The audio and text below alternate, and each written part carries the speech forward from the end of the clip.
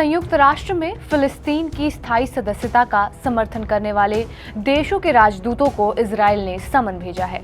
Israeli विदेश मंत्रालय के प्रवक्ता का कहना है, हम आतंकी राज्य की स्थापना के लिए सहमत नहीं हैं। फिलिस्तीन को यूएन की परमानेंट मेंबरशिप देना आतंकवाद को पुरस्कार देने जैसा है। दरअसल 18 अप्रैल को अल्जीरिया ने संयुक्त राष्ट्र सुरक्षा परिषद यानी यूएन सिक्योरिटी काउंसिल में फिलिस्तीन को स्थायी सदस्यता दिलाने के लिए प्रस्ताव पेश किया था, जिसका फ्रांस, जापान, दक्षिण कोरिया, माल्टा, स्लोवेनिया और इक्वाडोर समेत 12 देशों ने समर्थन किया था। लेकिन अमेरिका ने उस प्रस्ताव पर वीटो कर दिया, जिसके चलते प्रस्ताव आगे बढ़ ही नहीं सका। इस पर इजरायली विदेश मंत्रालय के प्रवक्ता ओरेन मार्मोरस्टीन का कहना है कि वो फिलिस्तीन की सदस्यता का समर्थन करने वाले देशों के राजदूतों को बुलाकर विरोध दर्ज कराएंगे।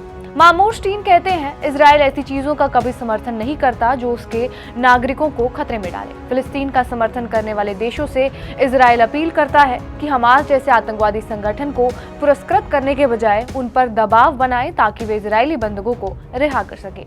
मीडिया रिपोर्ट्स के मुताबिक हमास ने 133 इजरायलियों को बंधक बनाकर रखा है। बहरहाल अब लौटते हैं खबर पर। यूएन सिक्योरिटी काउंसिल में 18 अप्रैल 2024 को फिलिस्तीन को परमानेंट मेंबरशिप देने वाले प्रस्ताव पर वोटिंग हुई थी। 15 सदस्यों वाली सुरक्षा परिषद में फिलिस्तीन के पक्ष में 12 वोट पड़े, जबकि 2 देशों ने वोटिंग से दूरी बना ली। माना यह जा रहा था कि गाजा में हुई तबाही के बाद अमेरिका इस प्रस्ताव पर वीटो नहीं करेगा, लेकिन अमेरिका अपने स्टैंड पर कायम रहा और फिर से वीटो पावर का इस्तेमाल किया। आपको जानकर हैरानी होगी कि दुनिया के 140 से ज्यादा देशों ने फिलिस्तीन को बतौर देश मान्यता दे रखी है, लेकिन संयुक्त राष्ट्र में फिलिस्तीन अभी स्थायी सदस्य नहीं बन सका है, जबकि इजराइल को साल 1947 में ही यूएन की परमानेंट मेंबरशिप मिल गई थी। लेकिन फिलिस्तीन को अब तक यूएन की स्थायी सदस्यता हासिल नहीं हुई है। अब ये भी जान लीजिए यूएन की परमानेंट मेंबरशिप कैसे मिलती है।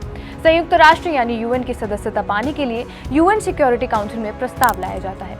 अगर ये प्रस्ताव यूएन सिक्योरिटी काउंसिल में पास हो जाता है तो उसे वोटिंग के लिए यूएन में भेजा जाता है। यूएन सिक्योरिटी काउंसिल में प्रस्ताव पास करवाने के 10 में से 9 वोटों की जरूरत होती है, लेकिन इस दौरान अगर कोई स्थायी सदस्यता वाला देश वीटो कर देता है तो वो प्रस्ताव वहीं गिर जाता है। बता दें कि वीटो की पावर यूएन सिक्योरिटी काउंसिल के 5 परमानेंट सदस्यों यानी कि अमेरिका, रूस, फ्रांस, चीन और ब्रिटेन को हासिल है। संयुक्त राष्ट्र की पूर्ण सदस्यता हासिल करने के लिए फिलिस्तीन की तरफ से ये दूसरी कोशिश थी। इससे पहले साल 2011 में यूएन सिक्योरिटी काउंसिल में प्रस्ताव लाया गया था, लेकिन उस वक्त भी अमेरिका ने वीटो लगा दिया था, जिसके चलते प्रस्ताव वहीं गिर गया था। हालांकि 2012 में फिलिस्तीन को यूएन का गैर सदस्य देश जरूर बनाया गया था। बता दें कि गैर सदस्य देश वो होते हैं जो यूएन में अपना पक्ष तो रख सकते हैं लेकिन वोटिंग नहीं कर सकते। बहरहाल आपका इस वीडियो पर क्या कुछ कहना है हमें कमेंट बॉक्स में जरूर बताएं। बाकी देश और दुनिया की तमाम बड़ी खबरों के लिए बने रहे हमारे साथ टीवी 9 डिजिटल पर।